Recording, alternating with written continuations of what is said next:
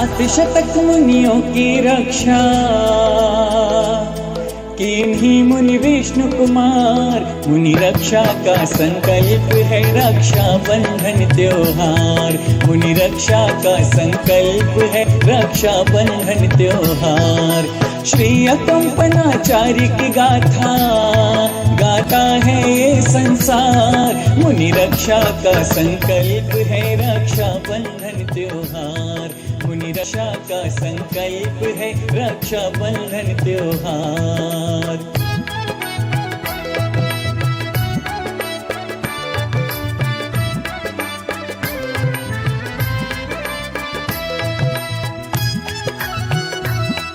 देखिए तालियों के साथ।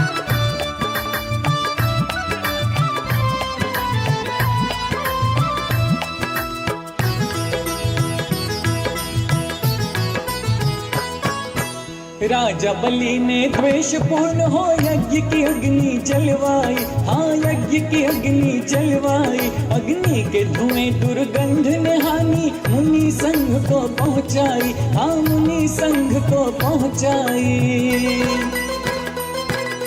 विष्णु कुमार मुनि तब पहुँचे वह वामन वेश को धार। मुनि रक्षा का संकल्प है रक्षा बंधन त्योहार।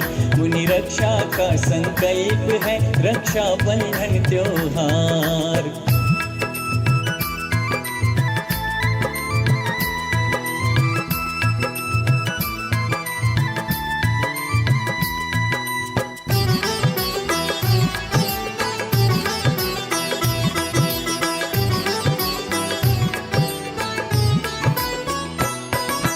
दो डग रख कर ही वामन ने सारी धरा को माप लिया। हाँ सारी धरा को माप लिया। तीजा पग में रखूं कहाँ ये राजा बलि से प्रश्न किया। हाँ राजा बलि से प्रश्न किया। क्षमा मांग तब राजा बलि ने गलती कर ली स्वीकार। मुनि रक्षा का संकल्प है रक्षा बंधन त्योहार। मुनि रक्षा का संकल्प है रक्षा बंधन त्योहार।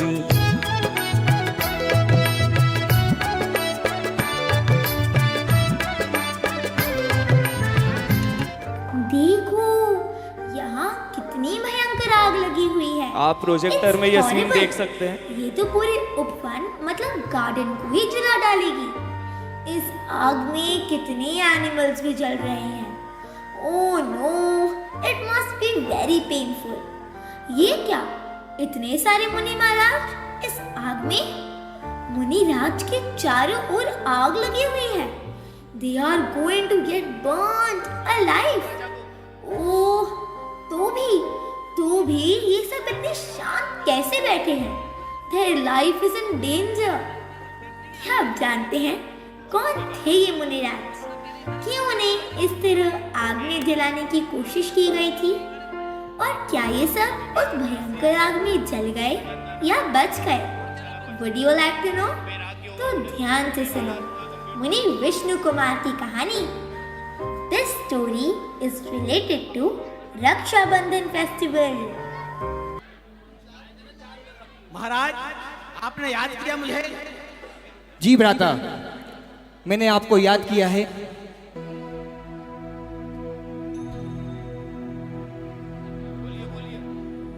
किस कारण से?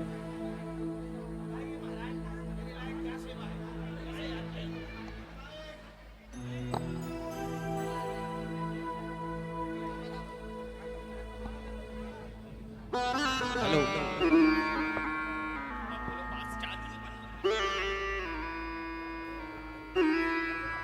बताइए महाराज, हमारे लिए क्या सेवा है? कैसे याद किया है आपने? हे भ्राता, ये संसार आसार है और 84 लाख योनियों से भटककर मनुष्य पर्याय प्राप्त हुई है। मैं अपना जीवन सार्थक करना चाहता हूँ, अतः आत्म साधना में लीन होकर मोक्ष मार्ग पे अग्रसर होना चाहता हूँ। और मैं ये आशा करता हूँ कि आप धर्म नीति एवं न्याय नीति से इस राजपाट को संभालेंगे। महाराज, आपका विचार अति उत्तम है, परंतु मेरी एक पीड़ा है। ये मैं भी जान रहा हूं कि संसार असार है। इस संसार में आदमी इंद्रियों के वशीभूत होकर भटकता रहता है और अपना जीवन यूं ही गंवाता रहता है। महाराज, मैं चाहता हूं कि मैं भी आपके साथ संसार से, परिभ्रमण से रोकने के लिए मैं आपके साथ चलूं। नहीं भ्राता, आप यहाँ पर उत्तराधिकारी हैं मेरे बाद। अगर मैं मोक्ष मार्ग के लिए निकल रहा हूँ, आप भी मेरे साथ मोक्ष मार्ग के लिए निकलेंगे, तो ये राजपाट कौन संभालेगा? इसलिए आपको मैं समझाता हूँ। जीवन है पानी की बूंद, कब मिट जाए रे। जीवन है पानी की बूंद, कब मिट जाए रे। होनी अनहोनी, होनी अनहोनी, कब क्या घट जाए रे। जीवन है पानी की बूंद, कब मिट जाए रे। जीवन है पानी की बूंद, कब मिट जाए रे। महाराज, एकदम सही कहा आपने। जीवन है पानी की बूंद, कब मिट जाए रे। या यूं कहो कि राजा राणा छत्रपति, हाथिन के अश्वार, और मरना सबको एक दिन, अपनी अपनी बार। महाराज, यही सोचकर तो मैं कह रहा हूं कि मैं भी आपके साथ इस संसार को त्याग कर अपने मोक्ष मार्ग के लिए तत्पर होता हूं। नहीं भ्राता, नहीं। मैं मोक्ष मार्ग के लिए अग्रसर हो रहा हूं। अगर आप भी मेरे साथ मोक्ष मार्ग पे निकलेंगे, तो ये इस राज्य को धर्म नीति एवं न्याय नीति के साथ कौन संभालेगा? मेरे बाद आप ही एक उत्तराधिकारी हैं जो धर्म नीति एवं न्याय नीति के साथ इस राज्य को संभालेंगे। और मैं मोक्ष मार्ग के लिए निकलना चाहता हूँ, ये राजपाट छोड़ना चाहता हूँ। जैसी प्रभु आपकी आज्ञा। उड़ चला पंछी रे हो, उड़ चला पंछी रे हरी भरी डाल से। रोको रे रोको कोई राजन को बैराग से। रोको रे रोको कोई राजन को बैराग से। उड़ चला पंछी रे हरी भरी डाल से। रोको रे रोको कोई राजन को बैराग से। रोको रे रोको कोई राजन को बैराग से। ओम नमः सिद्धेभ्यः, ओम नमः सिद्धेभ्यः, ओम नमः सिद्धेभ्यः। कल्याण मंदिर मुदार मवद भेदी, भीता भय पद्मनिंदित मगृ पद्मम्। संसार सागर निमज्जित शेष जंतु, होताये मानमभिनम्य जिनेश्वरस्य। बोलिए 1008 आदिनाथ भगवान की, चिंतामणि पार्श्वनाथ भगवान की, वर्तमान शासन नायक भगवान महावीर स्वामी की। शिष्यों, मेरी बात ध्यान पूर्वक सुने। अभी मैं जब ध्यान में लीन था, तब मुझे आभास हुआ कि ये नगरी, ये जगह हमारे लिए सुरक्षित नहीं है। इसका वातावरण ठीक नहीं है। मानो ऐसा प्रतीत हो रहा था जैसे मुनि संघ के ऊपर कोई घोर संकट आने वाला है, वाद विवाद होने वाला है। इसलिए आप सभी मुनिगण मौन साधना लेकर आत्म साधना में लीन रहें। जब तक मेरी आज्ञा ना हो तब तक अपना मौन ना तोड़ें, यही मेरा आदेश है। जैसी आपकी आज्ञा गुरुदेव, जैसी आपकी आज्ञा।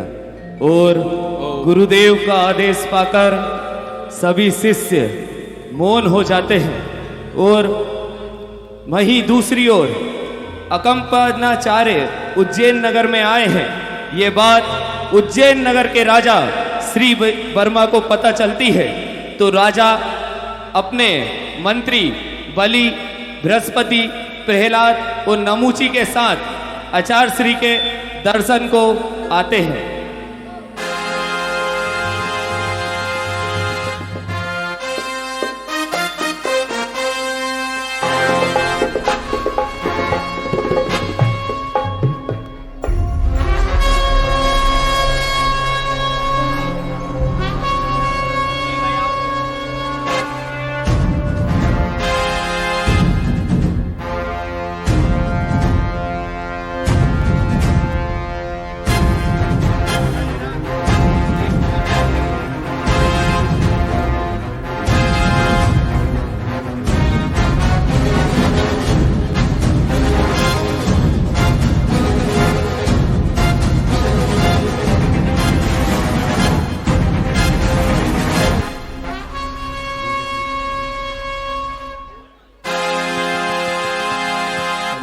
नमोस्तु गुरुदेव, नमोस्तु गुरुदेव। हमारे जंगल में आपको, हमारे राज्य के जंगल में आपको किसी प्रकार का कष्ट तो नहीं है? अरे देखो देखो कैसे ये बैठा हुआ है, हमें देखकर लगता है नाटक कर रहा है। हाँ हाँ मित्र, सही कहा तुमने। लगता है अपन को देखकर आंखें बंद करके बैठ गया है। और हाँ, चुपचाप बैठा हुआ है, मौन है। कहीं हम इनसे कोई सवाल ना पूछ ले, ऐसा मुझे लगता है। हाँ मित्र, सही कहा तुमने।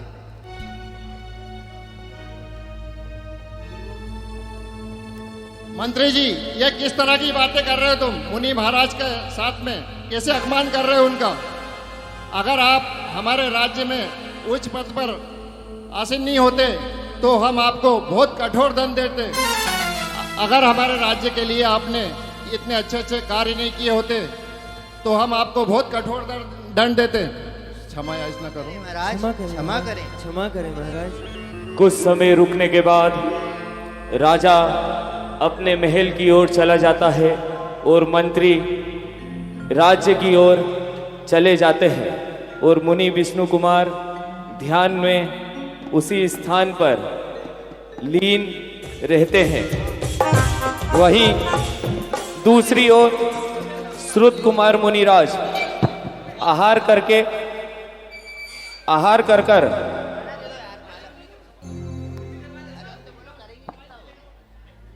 श्रुत कुमार मुनिराज आहार करके नगर की ओर आ रहे थे और उनको इस बात की जानकारी नहीं थी कि अकंपनाचार्य मुनि ने उनके शिष्यों को मौन रहने का आदेश दिया है। और आहार से चल भैया आप तो चलो। अरे उसको बीच में बैठा चल ही नहीं रहा, कनेक्ट ही नहीं।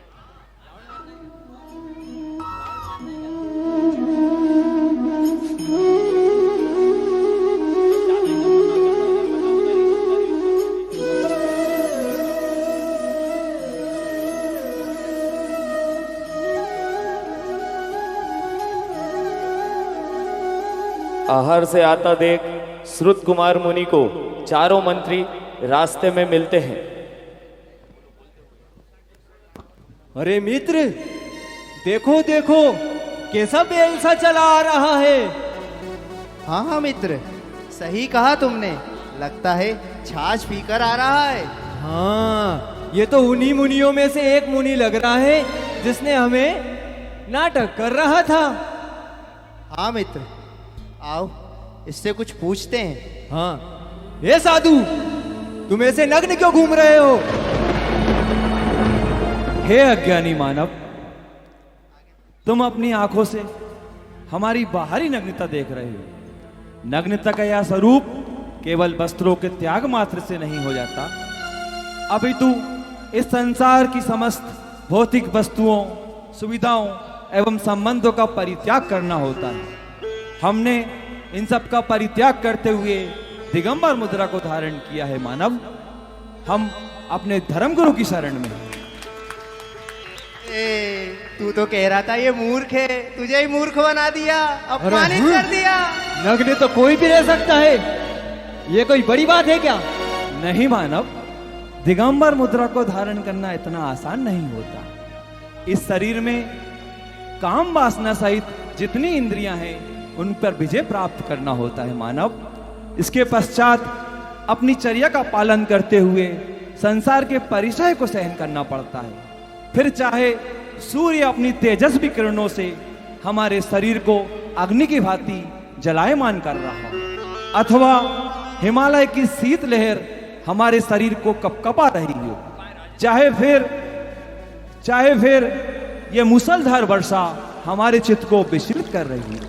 हमें ना अन्न की चिंता होती है मानव, ना जल की चिंता होती है। इस धरती को बिछौना मानकर, अंबर को ओढ़नी समझकर हम 2 प्रहर की निंद्रा पूरी करते हैं मानव। दिगंबर मुद्रा इतनी आसान नहीं होती। आप लोग तालियां बजा सकते हैं। फिर से तुझे अपमानित कर दिया, फिर से तुझे अपमानित कर दिया। नहीं, इतना अच्छा मनुष्य जन्म मिला है तुम्हें, इतना अच्छा शरीर मिला है, इतनी अच्छी घर मिला है, फिर भी आप यूं भिखारियों की तरह जंगल जंगल नग्न क्यों भटक रहे हो? हे मानव, उठे ऊंचा कोई कितना अंबर हो नहीं सकता, मिले दरिया कितने समंदर हो नहीं सकता। तप और त्याग के प्रतिरूप बहुत मिल जाएंगे दुनिया में, जहां में पर कोई ऐसे दिगंबर हो नहीं सकता, ऐसे दिगंबर हो नहीं सकता। मानव, ये जीव 84 लाख योनियों में भटकता हुआ जन्म और मरण करता रहता है। कभी किसी रूप में जन्म होता है, कभी किसी रूप में जन्म होता है। कभी इसे राजा का रूप मिल जाता है, तो कभी इसे दरिद्र का रूप प्राप्त होता है। कभी इसकी आयु दीर्घ हुआ करती है, तो कभी इसकी आयु अल्प हुआ करती है। इसी के साथ यह जीवन निरंतर चलता रहता है। इंसान अपने कर्मों का फल सुख और दुख के रूप में भोगता रहता है मानव। हम इस प्रकार के जीवन से मुक्त होने के लिए मात्र केवल एक ही माध्यम समझते हैं, जो है वीतराग प्रभु की शरण और गुरुदेव की शरण। इसलिए हमने इस प्रकार का रूप धारण किया है और हम अपने जिन शासन धर्म पर और अपने धर्म गुरु की शरण में आए हैं मानव, इसलिए हम इस प्रकार से विचरण कर रहे हैं। मंत्री महाराज श्रुत सागर जी से शास्त्रार्थ करते रहते हैं और शास्त्रार्थ में अपने आप को हारता देख अपमानित महसूस करने लगते हैं। मुनि श्रुत सागर जी अपने गुरु अकंपनाचार्य की ओर चले जाते हैं और मंत्री आपस में, मित्र, इस अपमान का बदला हम जरूर लेंगे। हाँ मित्र, चलो, चलो। तुम्हें मजा चखा कर रही रहूंगा। चारों मंत्री किस प्रकार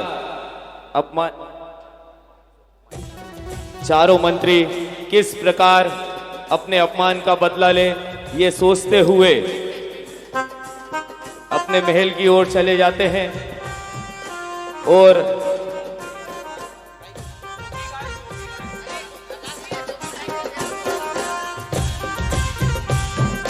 देखिए, मेरा आपसे निवेदन है, अगर आप लोगों को हर दृश्य पसंद आ रहा हो तो एक बार जोरदार तालियां बजाकर हमारे कलाकारों का उत्साहवर्धन कर सकते हैं, क्योंकि बहुत ही अल्प समय में तैयारी की है इस नाटक की।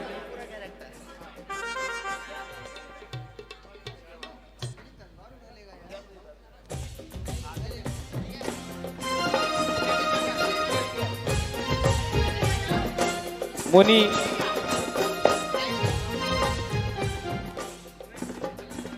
वहीं श्रुत सागर मुनि अपने गुरु अकंपनाचार्य जी के पास जाते हैं और देखिए आगे का यह सुंदर सा दृश्य।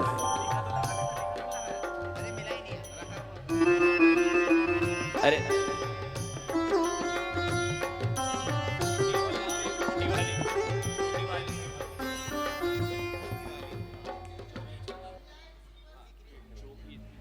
नमोस्तु आचार्य श्री, नमोस्तु आचार्य श्री।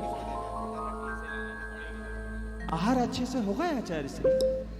हाँ मुनिवर, आहार अच्छे से हो गए। और आपके आहार? मेरे आहार भी अच्छे से हुए गुरुदेव। मेरे श्रावकों ने नवदा भक्ति पूर्वक प्रसन्नता के साथ मुझे आहार करवाया। आचार्य श्री, अभी मैं जब रास्ते में से आहार करके आ रहा था तो मुझे इस राज्य के कुछ मंत्रियों ने दिगंबर और जिन शासन के ऊपर सवाल किए। मैं अपने आप को नियंत्रण में नहीं रख पाया और मैंने अपने स्व विवेक से उन्हें कुछ बातें शास्त्रार्थ के माध्यम से समझाई। आचार्य श्री, मुनिवर, ये आपने क्या अनर्थ किया? क्या हुआ गुरुदेव? मुनिवर, अभी मैं जब ध्यान में लीन था तब मुझे आभास हुआ कि ये नगरी हमारे लिए सुरक्षित नहीं है, यहाँ का वातावरण अच्छा नहीं है। इसलिए मैंने संपूर्ण मुनिगण को मौन साधना में लीन रहने के लिए आदेश दिया। अरे गुरुदेव, मुझसे तो अपराध हो गया, मुझे प्रायश्चित दीजिए गुरुदेव। मुनिवर, आप प्रायश्चित के लिए जिस स्थान पर आपका वाद विवाद हुआ था उसी स्थान पर जाकर मौन लेकर आप साधना में लीन रहें, यही आपका प्रायश्चित होगा और यही मेरी आज्ञा है। जैसी आपकी आज्ञा गुरुदेव, जैसी आपकी आज्ञा। नमोस्तु आचार्य श्री। गुरुदेव का आदेश श्रुत सागर जी मानकर उसी स्थान पर चले जाते हैं जहां पर मंत्रियों से उनका विवाद हुआ था और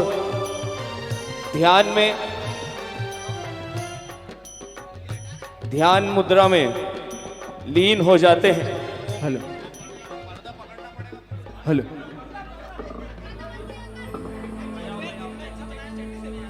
हेलो। अरे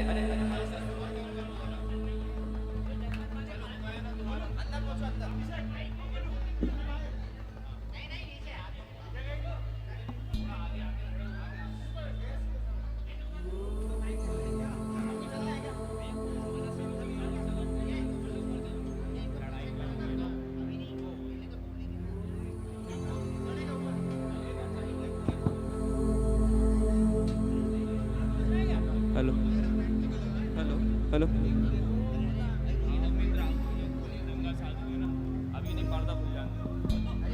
हेलो। मुनि श्रुत सागर जी ध्यान मुद्रा में लीन हैं। तभी मंत्रीगण, अरे आओ मित्र आओ, ये तो वही नंगा साधु है ना जिसने अपन को अपमानित किया था। हाँ मित्र, अपन को नहीं तुमको अपमानित किया था। हाँ हाँ, चलो इससे आज बदला लेते हैं। हाँ मित्र।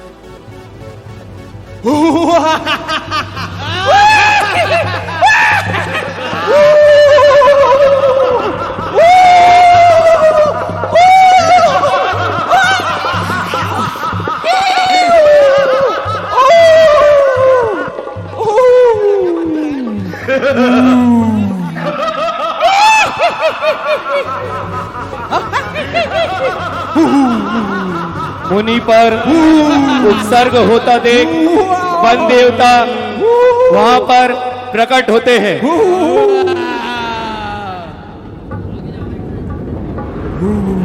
तालियां बजा सकते हैं आप हमारे वन देवता के एंट्री।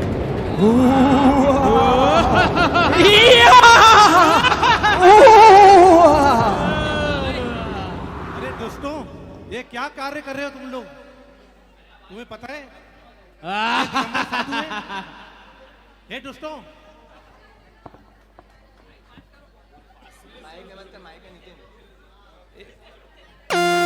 हे दुष्टों, क्या तुम जानते नहीं ये दिगंबर साधु हैं?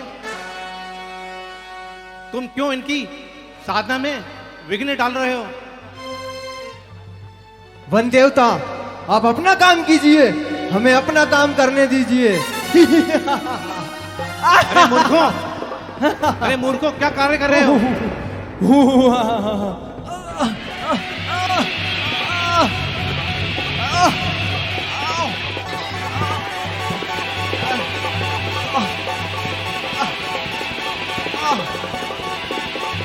अरे अरे अरे, मैं ये क्या कार्य कर रहा हूँ? यदि मैं इन्हें मार दूंगा तो सारी प्रजा यही सोचेगी कि मुनि राज ने इनको मारा है। इससे मुनि धर्म की निंदा होगी। नहीं नहीं, इससे अच्छा है कि मैं इन्हें स्थिर कर देता हूं। और वन देवता ने अपनी शक्ति से उन चारों मुनि राजों को, चारों मंत्रियों को स्थिर कर दिया और धीरे धीरे रात्रि का समय बीतता गया और सुबह हो गई। और सुबह होते ही श्रुत सागर जी महाराज अपनी ध्यान मुद्रा, अपना प्रायश्चित पूर्ण करके अकंपनाचार्य मुनि के ओर चले जाते हैं और चारों मंत्री वहीं पुतले बनकर उसी स्थान पर खड़े रहते हैं।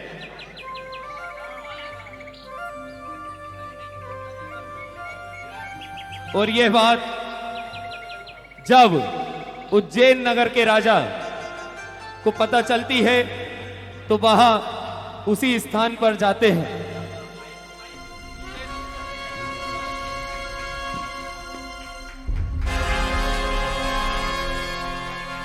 महाराज की जय हो, महाराज की जय हो। अरे क्षमा करें महाराज। अरे दुराचार्यों, ये तुमने क्या किया? एक मुनि का अपमान किया। ऐसे दुराचारी पापी को हमारे राज्य में कोई स्थान नहीं। निकल जाओ हमारे राज्य से। नहीं महाराज, महाराज हमें क्षमा करें महाराज, महाराज हमसे भूल हो गई महाराज, महाराज हमें क्षमा करें महाराज। आपका कृत्य क्षमा के योग्य नहीं है, निकल जाइए मेरे राज्य से। क्षमा करें महाराज, क्षमा करें महाराज। अरे मित्रों, अब हमारा क्या हो? और राजा श्री वर्मा ने चारों मंत्रियों को अपने राज्य से निकाल दिया और हमारे राज्य में ऐसा दुस्साहस पहली बार हुआ है, ऐसा कार्य जिससे हमारा सर कर्म से झुक गया है। ऐसे मुनि महाराज का अपमान किया गया है जो तपस्वी थे, अपनी साधना के द्वारा सबका जन कल्याण करते थे। आज हमें इसी वक्त उनके चरणों में क्षमा याचना लेकर जाना होगा। यह कहकर राजा श्री वर्मा मुनि के पास चले जाते हैं प्रायश्चित के लिए। और वहीं कुछ दिनों पश्चात दूसरी ओर थोड़े दिनों बाद चारों मंत्री भटकते भटकते हस्तिनापुर पहुंच जाते हैं। वहां के राजा पद्म को अपनी बातों और चापलूसी करके उनके राज्य के मंत्री बन जाते हैं। एक दिन महाराजा पद्म का उनके महल में आगमन होता है। महाराज पद्म की जय हो, महाराज पद्म की जय हो।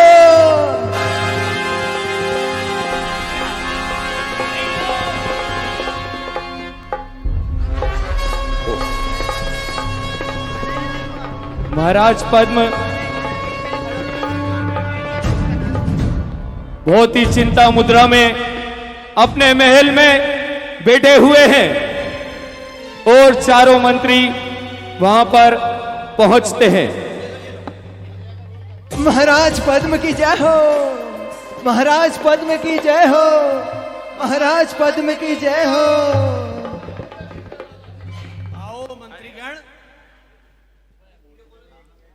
अरे किस चिंता में लीन हो राजन, हमको भी बतलाओ।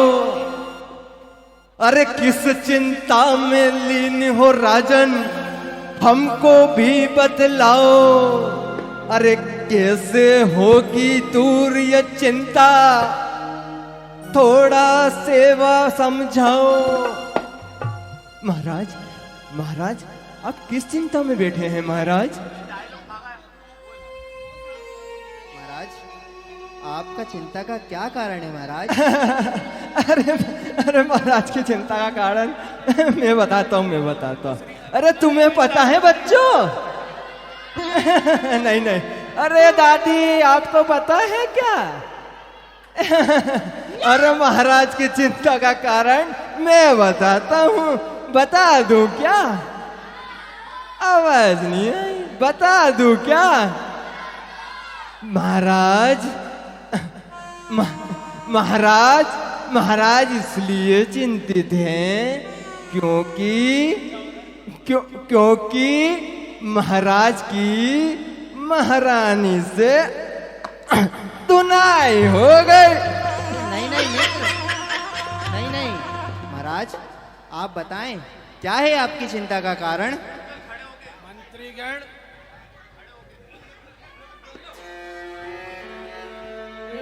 तुम नहीं समझोगे। मंत्रीगण, तुम नहीं समझोगे और बार बार पूछकर मुझे बाध्य कर रहे हो। तब मैं आपको बताता हूं। क्या बताएं तुम्हें क्या है गम, क्या बताएं तुम्हें क्या है गम। अंकल माइक में। क्या बताएं तुम्हें क्या है मन, क्या बताएं तुम्हें क्या गम है मंत्रीगण। पूछता हो तो हम बताते रहे। कुंभपुर का जो राजा पड़ोसी मेरा, कुंभपुर का जो राजा पड़ोसी मेरा, नित नए उपद्रव कर सताए रहा।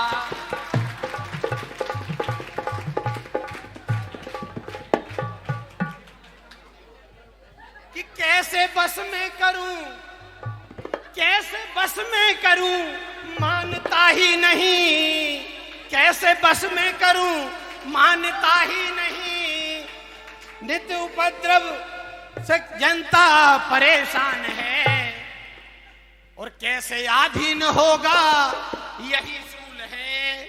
कैसे अधीन होगा बस यही सूल जो मम हृदय को किए अति परेशान। आप लोग तालियां बजा सकते हैं।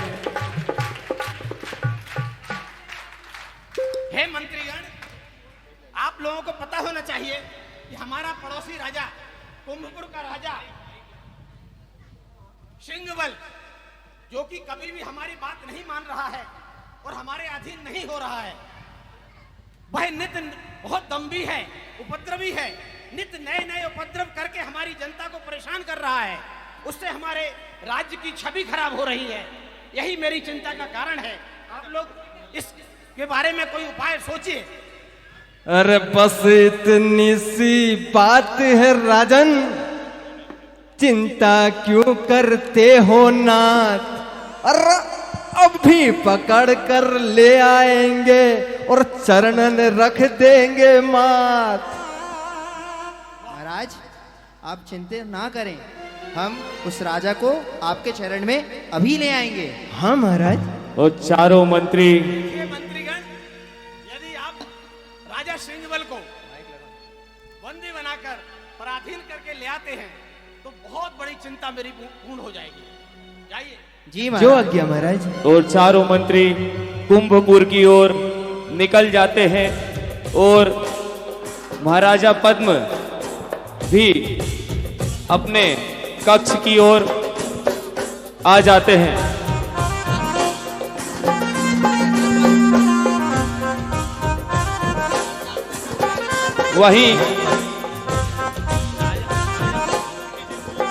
वहीं दूसरी ओर कुंभपुर के राजा सिंहबल अपने महल में आगमन करते हैं।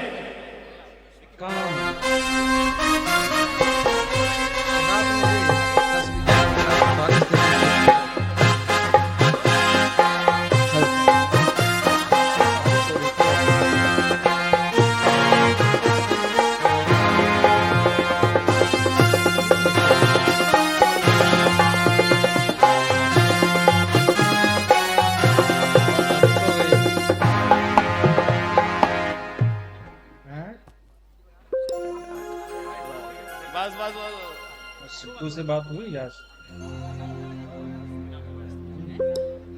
राजा कुंभपुर की जय हो। कुंभपुर के राजा की जय हो। तभी कुंभपुर की हस्तिनापुर से चारों मंत्री कुंभपुर के राजा सिंहबल के दरबार में प्रस्तुत होते हैं। राजा कुंभ की, राजा कुंभ की।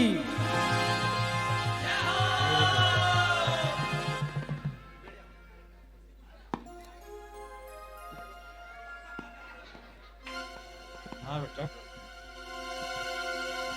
हेलो हल कहो मंत्री, कहाँ से आए हो? महाराज हल बड़ी दूर से आए हैं, महाराज का संदेश लाए हैं। महाराज तो ठंडा हम होगा। हस्तिनापुर से आए हैं और हमारे राजा का संदेशा लाए हैं। क्या कहा है हस्तिनापुर के राजा ने हमारे लिए? हमारे हस्तिनापुर के राजा ने कहा है गर्मी है, कि चलो आप फोटो कर। उनके साथ मिलकर उनके अधीन काम करें, क्योंकि आपका उपद्रव हमारे राज्य के ऊपर बढ़ता ही जा रहा है। कदापि नहीं।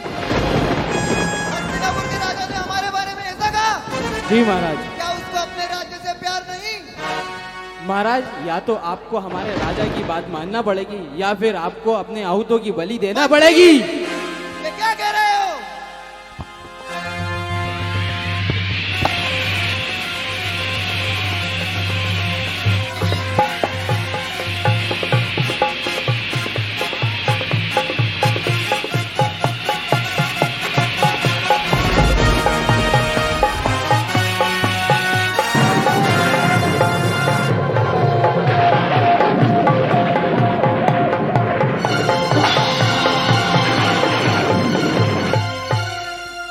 और चारों मंत्रियों ने छल से कपट से कुंभपुर के राजा सिंहबल को हरा दिया और उनको बंदी बना लिया और बंदी बनाकर हस्तिनापुर की ओर निकल पड़े।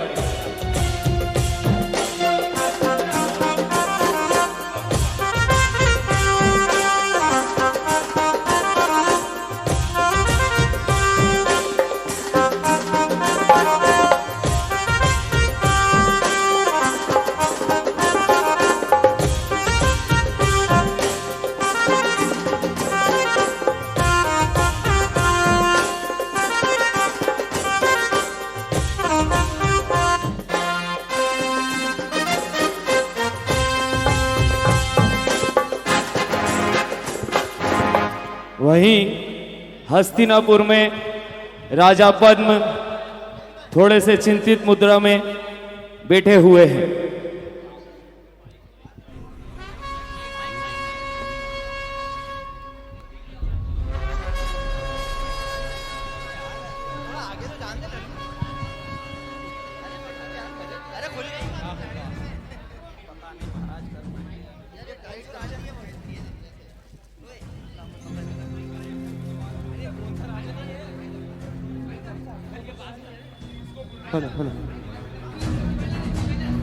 हेलो।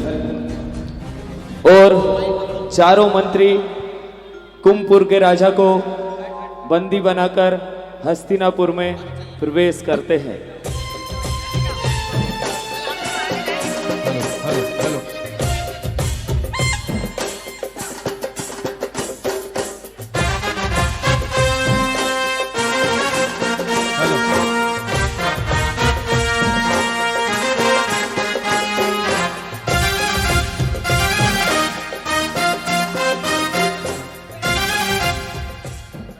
महाराज की जय हो, महाराज की जय हो। महाराज, ये रहा आपकी चिंता का कारण। मंत्रीगण, आपने तो आज हमारा दिल जीत लिया। रात दिन जिस बात की मुझे चिंता सताए रहती थी, आज में रख दिया। क्या हाल है महाराज सिंगवर? अब तुम्हारे मिजाज क्या हैं? तो करो। करेंगे करेंगे, अभी तो फिलहाल इनको कारागार में डाल दीजिएगा। मैं करीब पाऊँ। और मंत्रीगण कुंभपुर के राजा को कारागार में ले जाते हैं। आप तालियां बजा सकते हैं हमारे कुंभपुर के राजा के लिए। हाँ,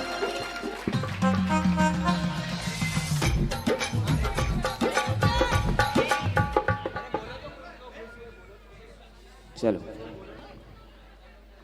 मंत्रीगण, जानते हो आज मैं कितना खुश हूं।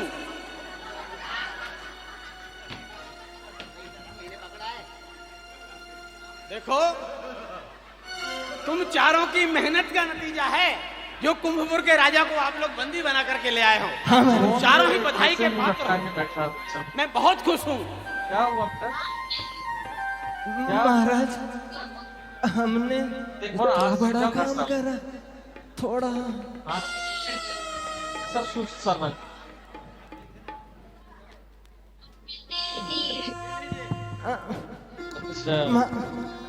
महाराज, इसकी क्या जरूरत थी? महाराज, थोड़ी सी सोएगी नींद आपको। महाराज, इसकी कोई जरूरत नहीं है। देखिए मंत्रीगण, आप लोगों ने जो काम किया है वह काबिले तारीफ है। मेरी तो कई महीनों से रात दिन जो एक सूल मेरे हृदय में था, आपने वो कंटक निकाल दिया है। अब मैं निश्चिंत होकर अपने राज्य का निर्वापन करूंगा। बस, क्या बात है महाराज? हमें इन सब की आवश्यकता नहीं है। हमें आप वो बंदर कहाँ बैठ गया? उसको देख के अब ये चढ़ेगी। महाराज, हम चाहते हैं तुम बैठ महाराज, अब देख तो दोगे ना? बोलो बोलो, निश्चिंत होके बोलो, निर्भय होके बोलो। महाराज, महाराज, हम चाहते हैं कि आप हमें एक वचन दे दो। बस एक वचन? गांव ले लो, बहुत सारी संपत्ति ले लो।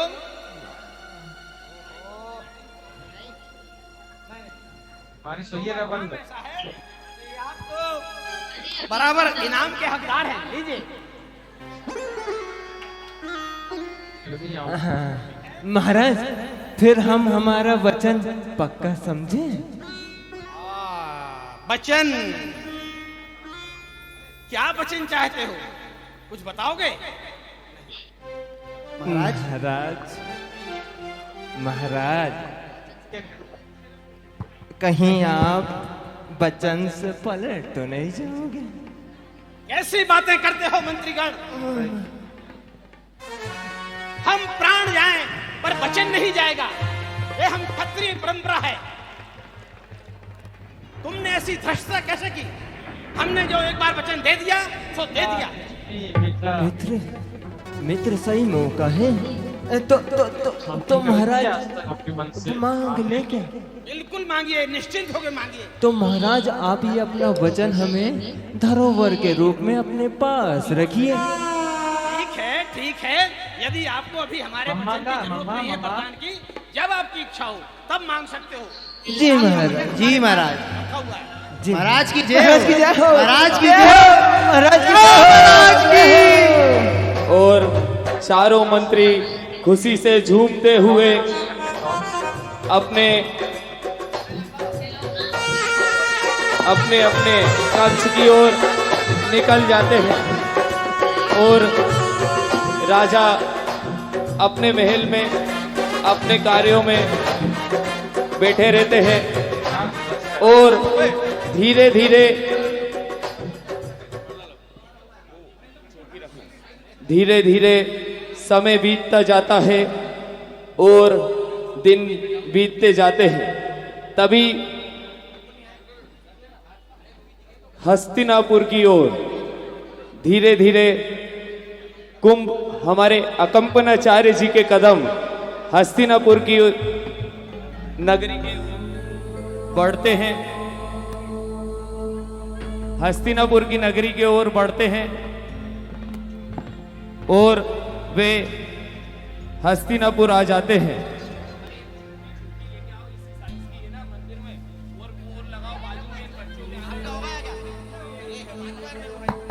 कल हाथ लगे हुए कमंडल में।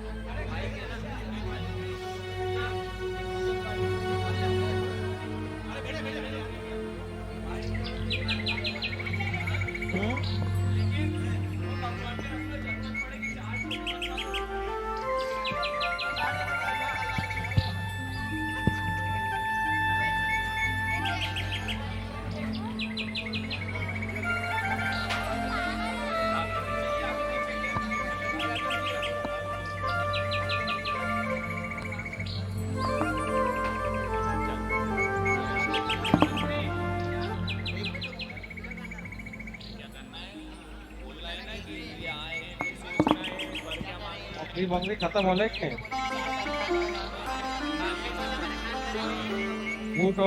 खत्म हो रहा हूँ।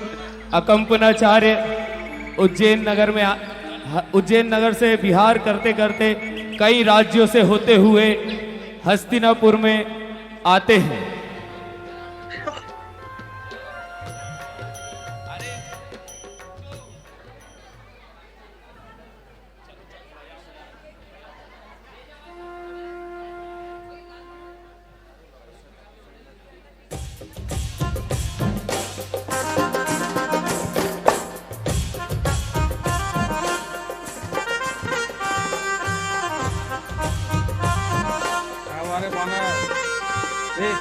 अरे मित्रों मित्रों, देखो देखो, ये तो वही मुनि है ना जिसने हमें अपमानित किया था। मैंने तुम्हें अपमानित किया था मित्र। हाँ हाँ, चलो आज हम उसका बदला निकाल लेते हैं।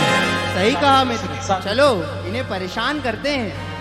हाँ क्यों, डीजे बजवा दे क्या इनके आगे? नहीं नहीं मित्र, पिछली बार का भूल गए, जरा सा परेशान किया और राज छोड़ना पड़ा।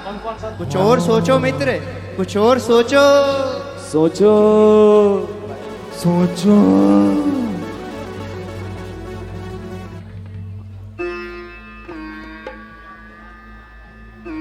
मैं कुछ बताऊं?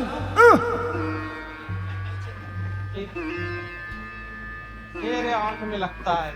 अरे मित्रों मित्रों, बांध करो रे, आंख में लगता है। भूल गया। ये बांध करो रे, फोन रे, आंख में लग रहा। याद आया मित्रों, क्यों ना हम हमारा वचन मांग ले राजा से, क्या कहते हो? हाँ मित्र, सही कह रहे हो तुम। हाँ हाँ मित्र, सही कह रहे हो तुम। हाँ, लेकिन अभी वचन में मांगेंगे क्या? फिर से सोचो सोचो सोचो। ये भगवान, याद आया याद आया।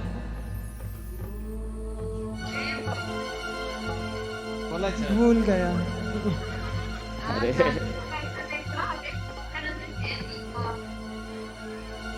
सुनो मित्रों, ये भगवान, राजा के पास रखा हुआ अपना वचन, हम अपने वचन में 7 दिन के लिए पूरा राजपाट मांग लेते हैं। बात तो सही बोली बंदे ने। हाँ, चलो चलो चलते हैं। चलो चलो चलो। और चारों मंत्री राज्य महल की ओर चले जाते हैं। राज्य महल में राजा अपने महल में बैठे हुए हैं और चारों मंत्री राजा के पास डरते हुए उनके पास आते हैं।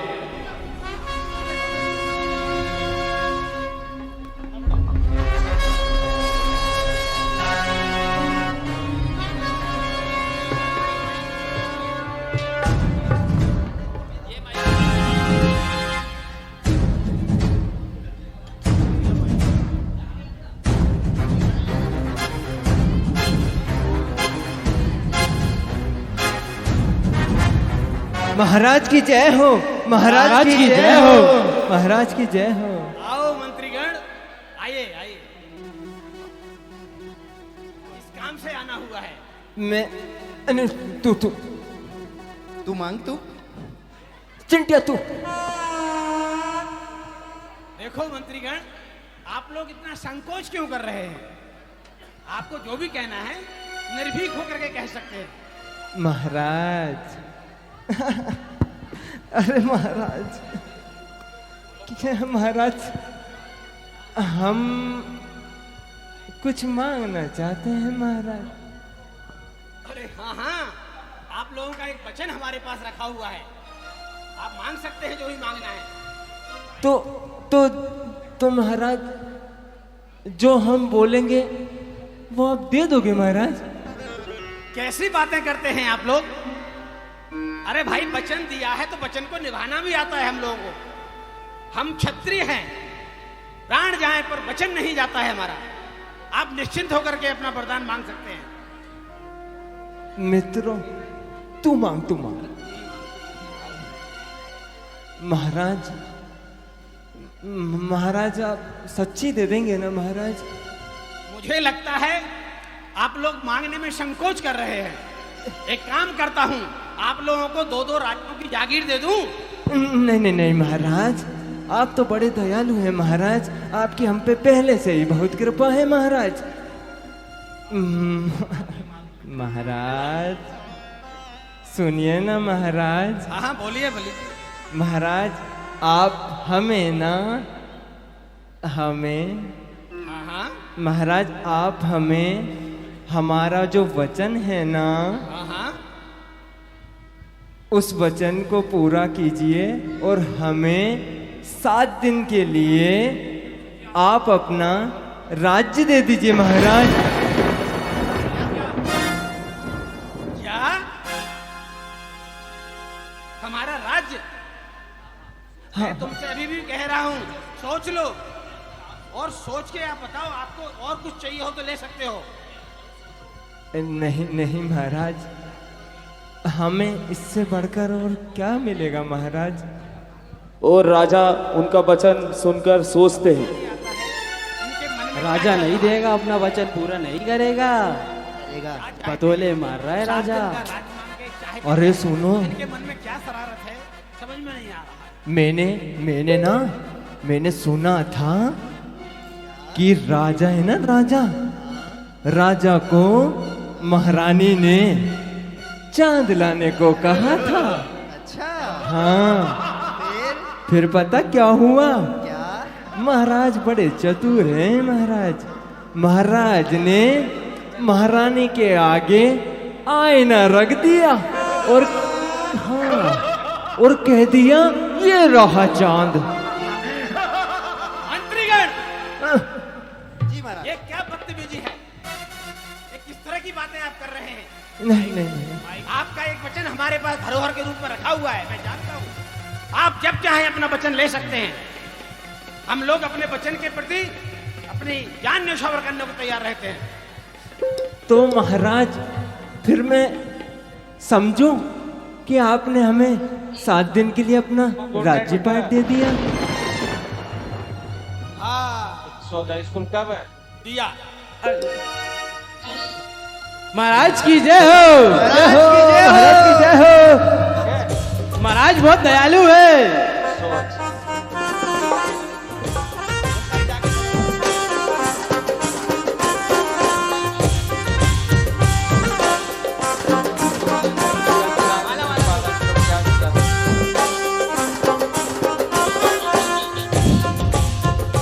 और हस्तिनापुर के राजा ने मंत्री बलि को राज्यपाट दे दिया और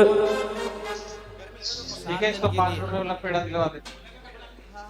वह किस प्रकार मुनियों पर उपसर्ग करते हैं, देखिए इस प्रोजेक्टर पर आपको हम बताते हैं। चलो ठीक है, हम अपने दिला देना। ओरिजिनल फॉर्म में आ गए और अकम्पनाचार्य आदि ठीक है, छोटा अपने वाला 700 शिष्यों के साथ ठहरे हुए थे ना, उस पूरी जगह को चारों तरफ से बड़े बड़े वुडन लॉक से कवर कर दिया। उसको एक हवन कुंड जैसा बना दिया और फिर उसमें आग लगा दी। तब मुनि शुद्ध सागर जी महाराज मिथिला नगरी में थे। चारों मंत्रियों ने जहां पर अकम्पनाचार्य मुनि बैठे थे वहां पर चारों ओर से आग लगा दी और जानवरों को उसमें आहुति दी और मुनि श्री को परेशान करने के लिए यज्ञ किया गया।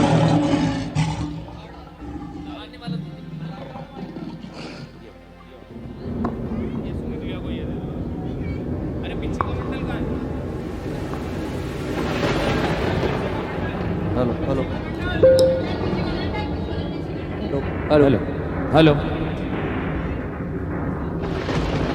वहीं जब 700 मुनियों पर उपसर्ग हो रहा था तो वहीं दूसरी ओर मिथिला नगरी में आचार्य सारचंद्र ध्यान कर रहे थे। तभी आचार्य सारचंद्र पुष्पदंत अपने शिष्य क्षुल्लक पुष्पदंत जी के साथ ध्यान मुद्रा में लीन थे। ओ भगवान, हे भगवान। अरे तभी आचार्य सारचंद्र सोचते हैं, अरे ये क्या आज ध्रुव तारा जो कभी नहीं हिलता है आज क्यों हिल रहा है? क्या कारण हो सकता है? निमित्त ज्ञान से जानता हूं। ओह भगवान, हे भगवान, नमोस्तु गुरुदेव। गुरुदेव, आप कई वर्षों से रात्रि में मौन रहते हैं, ऐसा क्या संकट आ गया गुरुदेव, आपको बोलना पड़ा? क्षुल्लक जी, जैन धर्म पर बहुत बड़ा संकट आन खड़ा हुआ है। हस्तिनापुर नगरी में अनुकंपनाचार आदि 700 मुनियों पर घोर उपसर्ग हो रहा है। हे भगवान, ये उपसर्ग अब कैसे दूर होगा और कौन करेगा गुरुदेव? क्षुल्लक जी, इस उपसर्ग को एक ही मुनिराज दूर कर सकते हैं, वो है मुनि विष्णु कुमार। मुनि विष्णु कुमार? और वो कैसे दूर करेंगे भगवान? क्षुल्लक जी, मुनि विष्णु कुमार ध्यान में लीन है तथा उन्हें जल्द ही केवल ज्ञान की प्राप्ति होने वाली है। आप विद्याधर हैं, आप शीघ्र जाकर उनसे उपसर्ग दूर करने के लिए कहिए। वह अपनी विक्रिया रिद्धि के माध्यम से इस उपसर्ग को दूर कर सकते हैं। गुरुदेव, विक्रिया रिद्धि क्या होती है ये? विक्रिया रिद्धि मुनिराजों को प्राप्त वह रिद्धि है जिससे वह अपने शरीर का आकार बदल सकते हैं। शरीर को छोटा बड़ा, मोटा पतला इत्यादि कर सकते हैं। क्षुल्लक जी, आप विडम्बना कीजिए, शीघ्र जाइए। ऐसी आज्ञा गुरुदेव। नमोस्तु गुरुदेव। और क्षुल्लक पुष्पदंत जो कि विद्याधर थे, आकाशगामिनी विद्या से आकाश मार्ग के द्वारा विष्णु कुमार मुनि जहां पर तपस्या कर रहे थे वहां पर पहुंचते हैं। देखिए,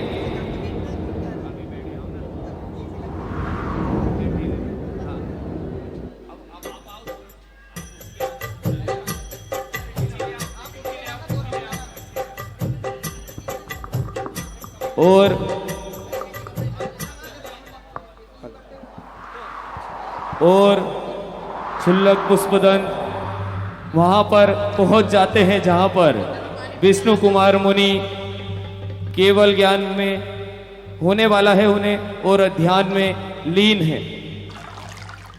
नमोस्तु गुरुदेव, नमोस्तु गुरुदेव, नमोस्तु गुरुदेव। गुरुदेव जल्दी से ध्यान हटाइए गुरुदेव, बड़ा अनर्थ हो रहा है गुरुदेव। गुरुदेव जरा ध्यान से हटिए गुरुदेव, अनर्थ हो रहा है बड़ा।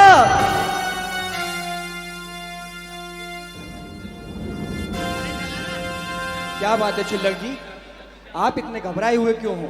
गुरुदेव मुझे आचार्य सारचंद जी ने भेजा है, हस्तिनापुर में 700 मुनियों पर उपसर्ग हो रहा है गुरुदेव। इस उपसर्ग को आप दूर करें गुरुदेव। मैं इसे कैसे दूर कर सकता हूँ? गुरुदेव आपके पास बिक्री रहती है, इसके द्वारा आप दूर कर सकते हैं गुरुदेव।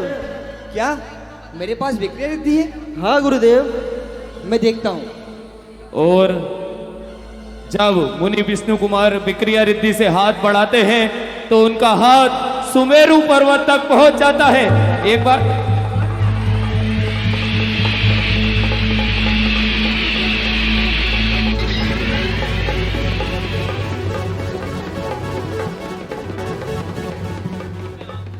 गुरुदेव मैं विद्याधर हूँ, मैं आपको हस्तिना बोलने चलता हूँ, चलिए गुरुदेव।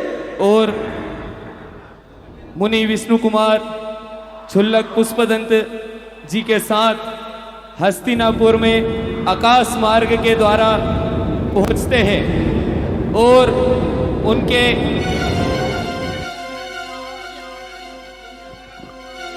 आने की खबर वहां के राजा, पूर्व राजा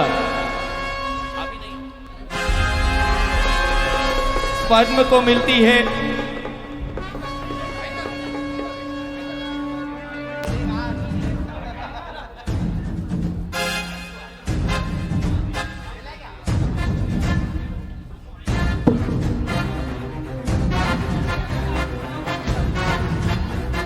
मुनि विष्णु कुमार के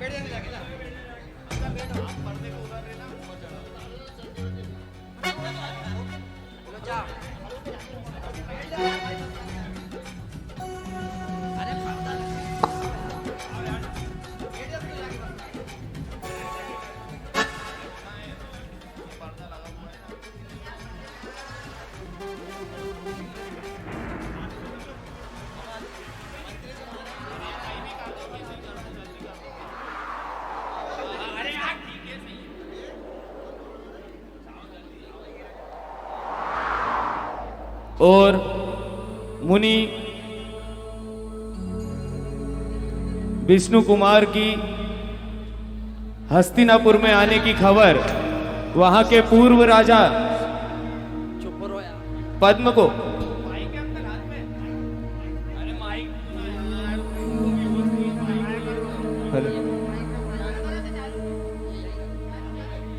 पता चलता है कि मुनि विष्णु कुमार हस्तिनापुर में आए हैं। और देखिए आगे का दृश्य। हे राजन, ये आपने क्या किया? आपने 700 मुनि राजों पर उपसर्ग करवाया। मैंने ये राजपाट आपको इसलिए सौंपा था क्या? हे महाराज, आपका कहना सही है, किंतु आप मेरे मन की पीड़ा को नहीं समझ पा रहे हैं। दुख मुझे भी है, पर क्या करें, यह संसार छलियों का है। मेरे दो छल के द्वारा बलि मंत्री ने छल के द्वारा 7 दिन के लिए राज्य मांग लिया। क्यों मांग लिया आप जानते हैं। आप जब हमारे लिए राज्य देकर गए थे और आपने कहा था कि अपनी न्याय और नीति से राज्य का संचालन करना। मैं आपकी आज्ञानुसार यही सब कर रहा था। सारे राजा मेरे अधीन में थे, किंतु केवल कुंभपुर का राजा सिंहबल वह कभी भी हमारे अधीन नहीं आया और वह नित्य नए नए उपद्रव करके हमारे राज्य की जनता को परेशान करता था। मैं भी दुखी था और यही सोच सोच कर मैं परेशान था कि हमारे चारों मंत्रियों ने यह जानकर और उस दुष्ट राजा को बंदी बना करके मेरे शरण में ला दिया। इसी बात पर खुश होकर मैंने उनको एक वचन दे दिया। बस यही मेरी एक भूल है। मैं नहीं जानता था कि वह मेरे वचन का इस तरह का दुरुपयोग करेंगे। महाराज, चूंकि मैं उनको वचन दे चुका हूं, आप भी जानते हैं कि हम क्षत्रिय लोगों की परंपरा है कि प्राण भले ही चले जाएं पर अपने वचन से पीछे नहीं हटना है। हे महाराज, यह मेरी भूल है, पर मैं मजबूर था। अब आप ही बताइएगा महाराज कि अब आप ऐसा क्या कर सकते हैं, क्योंकि आपके द्वारा ही इस उपसर्ग को दूर किया जा सकता है। महाराज, ठीक है राजन, अब मैं ही कुछ सुझाव अपनाता हूँ पर और बोने बामन का रूप धारण करके वहां पर पहुंचता हूँ ताकि वह लोग मुझे पहचान नहीं पाए। हाँ, यही मुझे चिंता थी कि अगर आप ऐसे जाएंगे तो वो आपको पहचान लेंगे। अगर आप रूप बदल कर जा रहे हैं तो महाराज बिल्कुल ही हमारे काम सिद्ध हो जाएगा। नमोस्तु महाराज। और मुनि विष्णु कुमार बोने मामन का रूप लेकर उस स्थान पर पहुंच जाते हैं जहां पर चारों मंत्री हवन कर रहे थे और 700 मुनियों पर उपसर्ग कर रहे थे। देखते हैं। हेलो,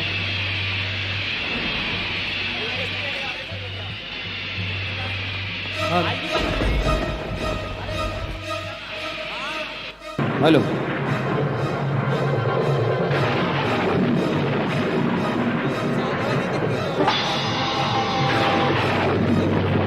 आप लोग तालियां बजा सकते हैं अगर हमारे द्वारा आपको नाटक पसंद आ रहा हो तो। ओम चामुंडाय स्वाहा। ओम चामुंडाय स्वाहा। ओम ऋद्धिसिद्धियाय स्वाहा। ओम चामुंडाय स्वाहा। हवन पहला दिन हवन चलता है। ऐसे धीरे धीरे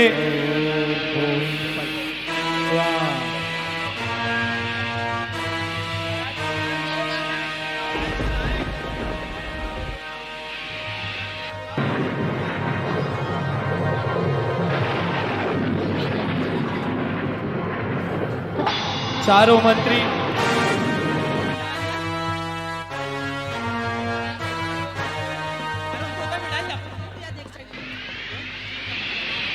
चारों मंत्री 700 मुनियों पर उपसर्ग करते हैं।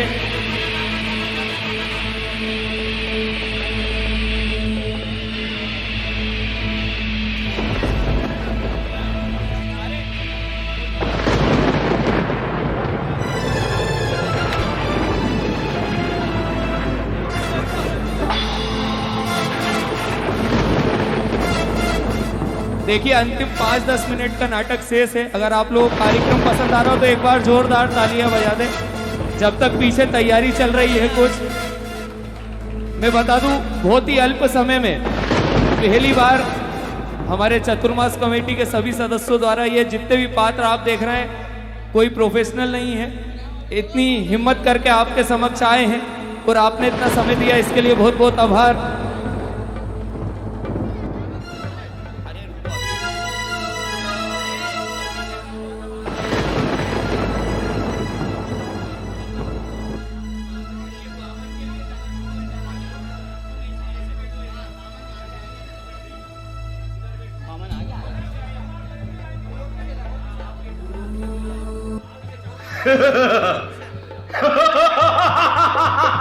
ओम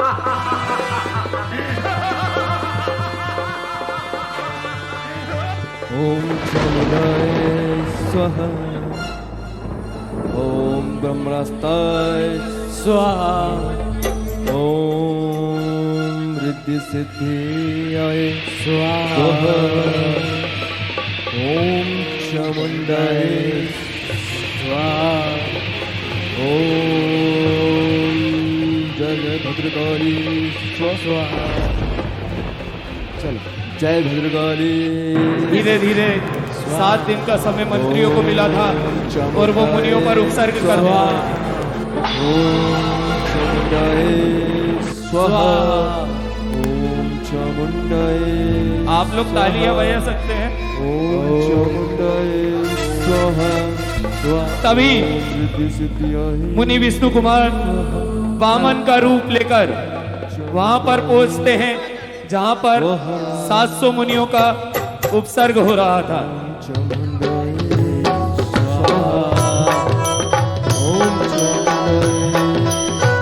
अरे तालियां बजा सकते हैं आप लोग, इतना अच्छा वामन आपके बीच में आया है।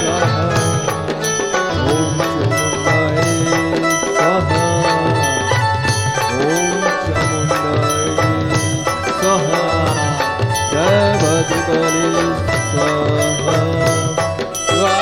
ओम चामुंडाय स्वाहा। जय रिद्धि सिद्धियाय स्वाहा। जय चामुंडाय स्वाहा। ओम चामुंडाय। अरे ताली बजाने में कंजूसी मत करो। ओम चामुंडाय स्वाहा। ओम चामुंडाय स्वाहा। भिक्षाम देहि, भिक्षाम देहि, स्वाहा। भिक्षाम देहि। स्वाहा। अरे ब्राह्मण देवता, आपका कैसे आना हुआ? चामुंडाय महाराज की जय हो, महाराज की जय हो। कितनी सुंदर नगरी है, क्या आनंद आ रहा है। कितना अच्छा यज्ञ चल रहा है, महाराज की जय हो। मंत्री बलि। मित्र, अपन हवन पूरा कंप्लीट कर लेते हैं। मंत्री बलि वामन को देखकर उनकी ओर आकर्षित होते हैं। चामुंडाय ब्राह्मण देवता, क्या कद काठी है आपकी। महाराज की जय हो, महाराज की जय हो। भिक्षाम देहि, भिक्षाम देहि। हे ब्राह्मण देवता, हम आपकी इन सुंदर सुंदर बातों से अति प्रसन्न हुए। कहो क्या मांगते हो हमसे? आज हम बहुत प्रसन्न हैं। महाराज, जो आप, मैं जो चाहूंगा वो आप मुझे देंगे। अरे कैसी बात कर दी ब्राह्मण देवता, आप बोल कर तो देखिए। महाराज, मैं जो चाहूंगा वो आप मुझे सचमुच देंगे। हाँ हाँ अवश्य। महाराज, तो मैं आपसे कुछ मांग लूं? कैसी बात करते हो? हमने कह दिया ना, हम आपकी बातों से बहुत प्रसन्न हैं, तो आप मांगिए जो आपको मांगना है। महाराज,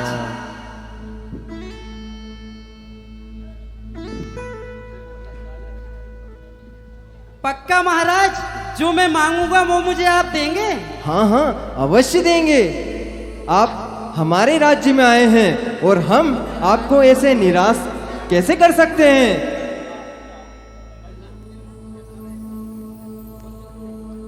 मांग लूं महाराज? हाँ हाँ बिल्कुल अवश्य मांगिए। महाराज, मुझे तो ये बहुत चतुर लग रहा है। तुम पहले ये हवन पूरा करो। नहीं मित्र, ये हमारे राज्य में आए हैं और जो हमारे राज्य में आया है उसका हम सम्मान करते हैं। महाराज, मुझे तो आप बड़े दानी कृपालु दिखते हैं। ये आपके गण क्या कह रहे हैं? क्या आप मुझे मांगने पर कुछ नहीं देंगे महाराज? ऐसी कोई बात नहीं है ब्राह्मण देवता, ये हमारे मित्र हैं, ये हमारा सदा भला चाहते हैं, इसलिए हमारे हित में बोल रहे हैं। तो महाराज मुझे 3 पग जमीन चाहिए महाराज, 3 पग जमीन। क्या 3 पग जमीन? अरे ब्राह्मण देवता, आप इस 3 पग जमीन का करेंगे क्या? इस 3 पग जमीन में तो 1 किलो गेहूं भी नहीं उगा पाओगे। नहीं नहीं महाराज, मुझे तो सिर्फ 3 पग ही जमीन चाहिए। सोच लो ब्राह्मण देवता, अगर आप 3 पग जमीन चाहेंगे तो कुटिया कैसे बनाएंगे? महाराज मुझे तो सिर्फ 3 पग ही जमीन चाहिए महाराज। पर ये 3 पग जमीन से अच्छा है आप हमसे हमारे हीरो की माला ले लीजिए, आप ये नगर ले लीजिए, आप हमारे गांव ले लीजिए, पर 3 पग जमीन से आप क्या कर लेंगे देवता? नहीं नहीं महाराज, मुझे तो सिर्फ 3 पग ही जमीन चाहिए। 3 पग जमीन? हाँ हाँ ले लीजिए, जहां से आपको लेना है। इतने इतने से तो पैर हैं आपके। महाराज आपके वादे से आप मुकरेंगे तो नहीं महाराज? नहीं नहीं, हमारे राज्य में ऐसा कदापि नहीं होता है, जो हमने कहा हम अवश्य करेंगे। और जैसा ही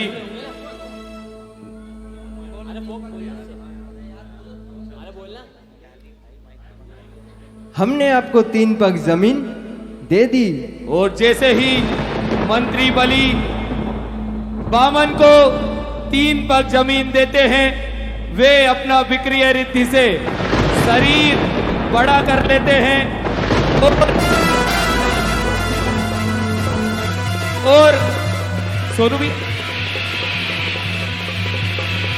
और 3 पग जमीन विक्रिय रिद्धि से शरीर बड़ा कर नापते हैं और पहले पग में सुमेरु पर्वत के ऊपर तक अपना पैर ले जाते हैं और सुमेरु पर्वत तक की जमीन नाप लेते हैं और दूसरे पग में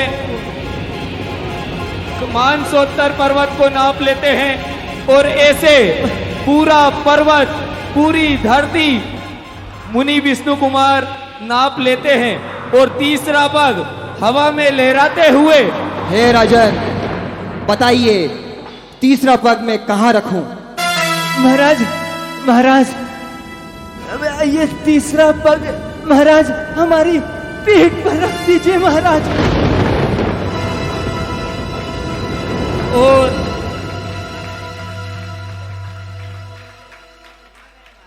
महाराज हमें क्षमा करें महाराज, हमसे भूल हो गई महाराज। हे मंत्री, अभिनय राज तुमने मुझे सौंप दिया है और तुम इस राज्य में ये घिनौना कार्य कर रहे हो। तुम दिगंबर मुनि पर इतना घिनौना कुकृत्य कर रहे हो। क्षमा करें महाराज, हमसे बहुत बड़ी भूल हो गई महाराज, हमसे बहुत बड़ी भूल हो गई। शीघ्र की शीघ्र ये अग्नि बुझाइए और हवन को समाप्त कीजिए तथा समस्त 700 मुनिराजों की रक्षा करें। जो आज्ञा महाराज, जो आज्ञा महाराज।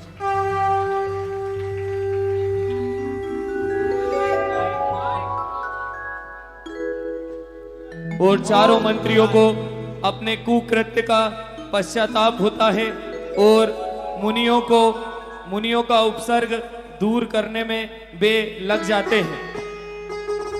हे महाराज, अब आप बताइए इन मुनियों का उपसर्ग के कारण इन्हें जो कष्ट हो रहा है, इसको कैसे दूर निवारण कर सकते हैं?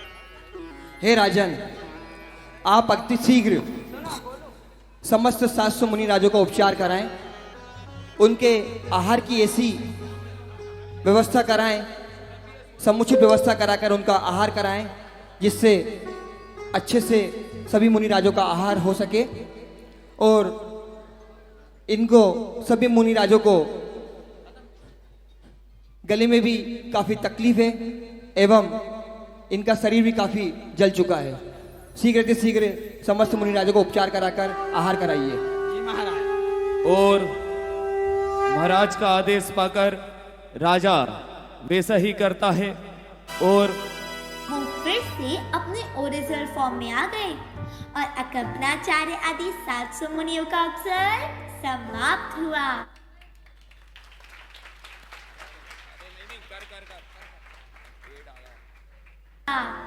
और चारों ओर शांति छा गई। मुनि विष्णु कुमार ने आगम अनुकूल मुनि पद छोड़ने का प्रायश्चित लिया और फिर उन्होंने घोर तपस्या की और उन्हें फाइनली मोक्ष हो गया। और वे चारों मंत्री भी सच्चे धर्म को ग्रहण कर उसी के उपासक बन गए। आपको पता है वो कौन सा दिन था? ये दिन था श्रावण मास की पूर्णिमा का दिन, जिस दिन रक्षा हुई थी। और इसी दिन को याद रखने के लिए लोगों ने हाथ में रक्षा सूत्र के थ्रेड्स बांधे और तभी से ये दिन रक्षा बंधन के नाम से मनाया जाने लगा। जय जिनेंद्र। और राजा ने पूरे हस्तिनापुर में चौके लगाए और पूरे 5 मिनट का समय आप लोग और दे दें, बस इतना आपने समय दिया है, बस अंतिम 5 मिनट का समय। एक बार आप हमारे उन कलाकारों से रूबरू हो जाएं जिन्होंने इस नाटक के लिए इतना मेहनत करी थी। और राजा ने 700 पूरे हस्तिनापुर में चौके लगवाए और पूरे 700 मुनियों का आहार हस्तिनापुर नगर में हुआ और इस प्रकार 700 मुनियों की रक्षा हुई और 700 मुनियों की रक्षा हुई। हाँ, खोल दो।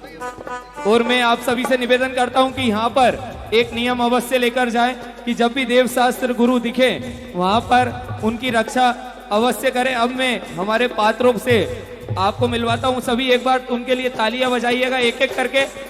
सबसे पहले हस्तिनापुर के राजा जो पद्म थे हमारे सुभाष अंकल, जो कि चतुर्मास सेवा समिति के कार्य अध्यक्ष है। एक बार जोरदार देखिए, तालियों की आवाज में कमी ना हो।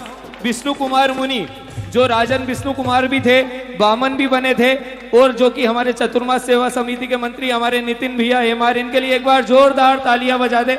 उसके पश्चात हमारे उज्जैन नगर के राजा हमारे महेश अंकल जी, देखिए अभी तक आपने इन्हें अधिकतर खाना बनाते हुए ही देखा होगा, आज राजा की वेशभूषा में भी देख लीजिए एक बार जोरदार बनवाते हुए देखा होगा। एक बार जोरदार तालियां बजा दे हमारे महेश अंकल के लिए। 4 मंत्री जो कि इस नाटक की पूरी जान थे, एक बार हमारे डॉक्टर साहब अभिषेक भैया के लिए जोरदार तालियां बजा दे, इन्होंने बहुत अच्छा इस कार्यक्रम को निभाया। दूसरे हमारे अभिषेक भैया, अभिषेक, हाँ मैं भूल गया कहाँ है, एक बार जोरदार तालियां बजा दे जिन्होंने दूसरे मंत्री का रूप निभाया। वो तीसरे हमारे नितिन भैया रात को 12 बजे आके प्रैक्टिस करते थे, वो पूरे दिल से इन्होंने मेहनत करी, एक बार जोरदार इनके लिए तालियां बजा दे। और हमारे चौथे मंत्री देखिए बिना बोले पूरे नाटक में जान डाल दी इन्होंने, एक बार इनके लिए जोरदार तालियां बजा दे। हाँ, अब आगे चलते हैं। हमारे वन देवता, इतना अच्छा रोल करा कि अगर वन देवता स्वयं भी यहाँ होते ना तो वो भी ऐसा रोल नहीं करवाते। हमारे जितेंद्र भैया के लिए एक बार जोरदार तालियां। उसके पश्चात हमारे सारचंद्र जी, आचार्य सारचंद्र जो बने थे, उनके लिए एक बार जोरदार तालियां बजा दे। उसके बाद जो छुल्लक जी पुष्पदंत जी थे, उनके लिए एक बार जोरदार तालियां बजा दे। हमारे सुमित भैया जो कि मुनि संघ सेवा समिति के अध्यक्ष है, आज सुल्लक तो बनी गए हैं, धीरे धीरे मुनि भी बन जाएंगे अध्यक्ष से, एक बार जोरदार तालियां। और उसके बाद जो जिनके पीछे पूरा नाटक बना, अगर ये शास्त्रार्थ नहीं करते ना तो नाटक ही नहीं होता। हमारे मुनि संघ, हमारे चतुर्मास सेवा समिति के अध्यक्ष हमारे रितेश भैया, एक बार जोरदार तालियां बजा दे। इन्होंने जो शास्त्रार्थ करा, देखिए वो डायलॉग बिल्कुल भी लिखे नहीं थे, इन्होंने अपनी मर्जी से बोले और बिल्कुल अच्छे बोले, और वो सिर्फ आपको सिखाने के लिए बोले। एक बार जोरदार तालियां हमारे रितेश भैया के लिए। अब आ जाते हैं हमारे इस नाटक के आचार्य को, जो वाकई उनको देखकर ऐसा जब हम प्रैक्टिस करते थे तो ऐसा लग रहा था कि वाकई कोई आचार्य श्री है। तो एक बार जोरदार तालियां बजा दे हमारे राजेश भैया के लिए। और ये छोटे हमारे मुनि, एक बार इनके लिए जोरदार तालियां बजा दे आप लोग। तो देखिए इनके साथ ये नन्ही सी बालिका जिसने सुंदर शुरू से लेकर आखिरी तक आपको बताया कि क्या रक्षाबंधन पर्व होता है, कितना अच्छे तरीके से समझाया। एक बार इनके लिए भी जोरदार तालियां। और देखिए पूरे नाटक का सबसे अच्छा किरदार जो मुझे लगा, हमारे लोकेश भैया ने जो एक्टिंग करी, हाँ एक बार जोरदार तालियां बजाते। जब ये क्रोधित हुए तो वाकई ऐसा लग रहा था कि गुस्सा आ गया। और सबसे क्यूट जो रोल लगा वो था बामन का, हमारे पुष्पेन भैया, बहुत ही जोरदार इन्होंने बामन का रोल निभाया। और इसके अलावा जो हमारे पीछे हमारे सुदीप भैया, दीपक भैया, पदम मामा, अरुण भैया, इन्होंने जो सेवाएं दी उसके लिए धन्यवाद। और उसके अलावा ये जो पर्दे वगैरह आप लोग देख रहे हैं, मन से देख रहे हैं, बड़ा हुआ, इसमें हमारे सम्यक भैया, हाँ हो गया भैया, भाई साहब सबका हो गया है, सम्यक भैया। और इन्होंने अभिषेक, आकाश, उन्होंने बहुत मेहनत करी, इनके लिए जोरदार तालियां। और जो उन्होंने संगीत दिया जिससे नाटक में जान आई, हमारे बिक्की भैया, उनकी टीम के लिए एक बार जोरदार तालियां बजा दे। और आपने हमें अपना सहयोग दिया, इसके लिए आपका बहुत बहुत आभार। पंखों से कुछ नहीं होता, पंखों से कुछ नहीं होता, उड़ान हौसलों में होती है। और अगर हमारे बीच गोलू नहीं हो तो इस तरह के नाटक नहीं हो सकते। पूरे 7 दिन से लगातार मेहनत कर रहे हैं, पूरी स्क्रिप्ट लिखी है, एक एक कैरेक्टर पर। जस्ट मिनट भैया, देखिए भैया, जस्ट मिनट, एक एक पात्र पर पूरा दिल और जान से मेहनत करते हुए सबको डायरेक्ट किया है। ऐसे गोलू भाई के लिए एक बार पूरा सदन जोरदार तालियां बजाएगा। अगर इस तरह से ये प्रयास करते रहेंगे तो आपको इससे और अच्छे अच्छे कार्यक्रम यहाँ देखने को मिलेंगे। फोटो खिंचवाएंगे सब, भैया एक ग्रुप फोटो कोई खींच, आया आप विक्की भैया, गोकी भैया,